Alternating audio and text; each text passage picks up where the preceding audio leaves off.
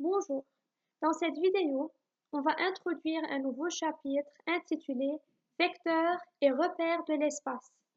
On va définir un vecteur de l'espace et certaines de ses propriétés et on va étudier la coplanarité de trois vecteurs donnés de l'espace. Toute propriété en géométrie plane s'applique dans tout plan de l'espace. De cette règle, déjà vue, découle l'idée d'étendre la notion du vecteur qui est vue en géométrie plane à l'espace. En fait, à tout couple AB de points distincts de l'espace, on associe le vecteur AB qui est caractérisé par sa direction, son sens et sa norme. Et lorsque les deux points A et B de l'espace sont confondus, on obtient alors le vecteur nul. Et vous connaissez bien qu'un vecteur peut être désigné par une seule lettre. Voici l'exemple d'un vecteur désigné par la lettre U. Le vecteur AB a la même direction, le même sens et la même norme que le vecteur U. AB est dit alors un représentant de U et le vecteur AB est égal au vecteur U. Deux vecteurs de l'espace égaux déterminent un parallélogramme. Dans le cube ABCDEFGH suivant, le vecteur AB est égal au vecteur HG. Ceci équivaut à dire que ABGH est un parallélogramme. Et pour calculer la somme de deux vecteurs de l'espace, on utilise soit la relation de Chasles, soit la règle du parallélogramme. U et V sont deux vecteurs de l'espace donné. AB est un représentant de U et BC est un représentant de V. Ces deux représentants sont consécutifs. La somme U plus V sera égale à AB plus BC qui, d'après Chasles, égale au vecteur AC. Et lorsque les représentants des deux vecteurs sont de même origine, U plus V est égal à AB plus AC qui est égal au vecteur AD tel que ABDC est un parallélogramme. Dans le cube suivant, le vecteur AB plus le vecteur AH est égal au vecteur AG puisque ABGH est un parallélogramme. Et à propos des règles de calcul sur les vecteurs de l'espace, elles sont les mêmes que celles sur les vecteurs du plan. Prenez quelques secondes et lisez-les.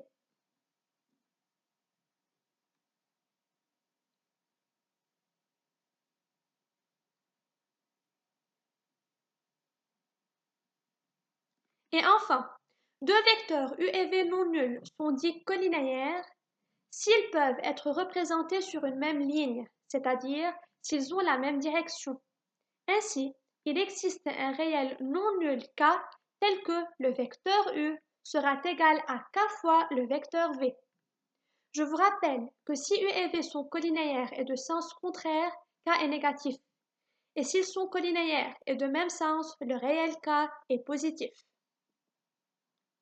Dans le cube suivant, puisque I et J sont les milieux des segments AB et AE respectivement, on peut dire que le vecteur IJ est égal à la moitié du vecteur BE. Et donc, IJ et BE sont deux vecteurs collinéaires. Passons maintenant à la définition des vecteurs coplanaires.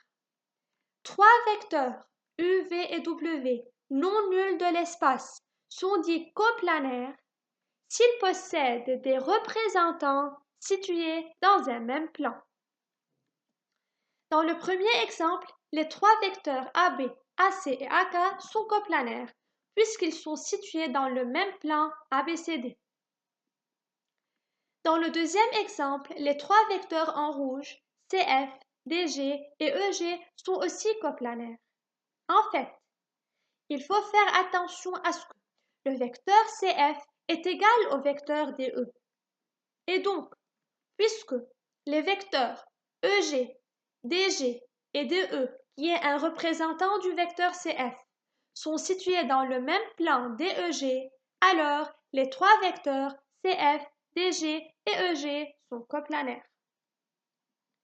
De même, les trois vecteurs AB, LM et EG sont coplanaires, puisque les vecteurs AB avec BC qui est un représentant de LM et AC qui est un représentant de EG sont situés dans le même plan ABC.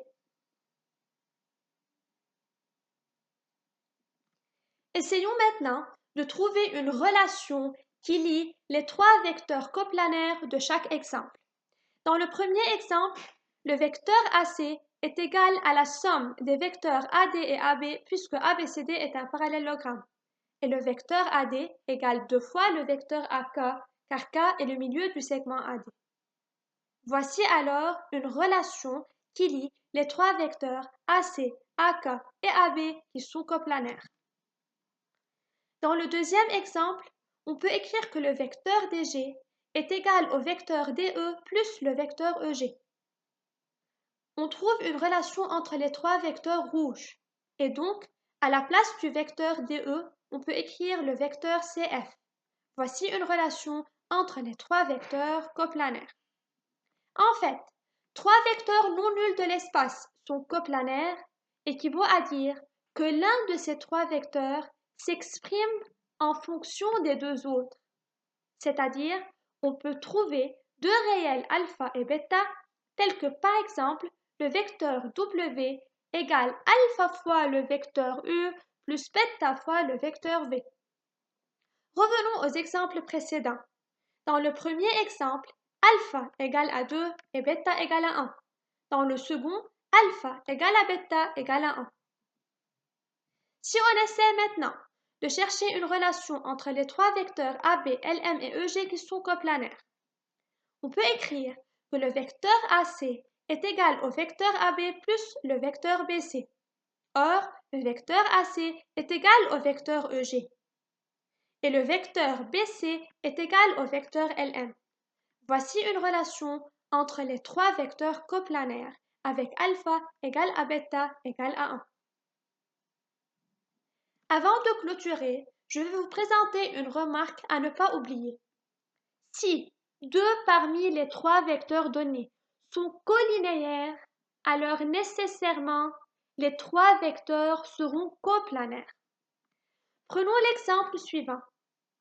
Les vecteurs AN et DH sont collinéaires, puisque le vecteur AN est égal à la moitié du vecteur DH.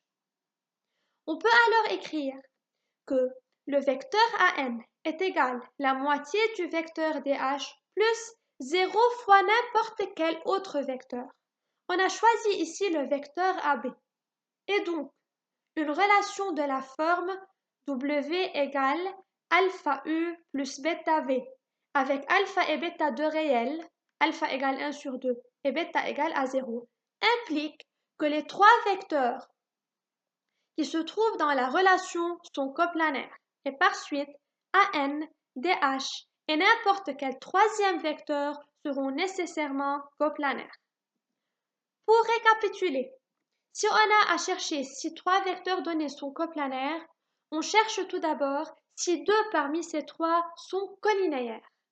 Si c'est le cas, on peut tout de suite affirmer que les trois vecteurs sont coplanaires.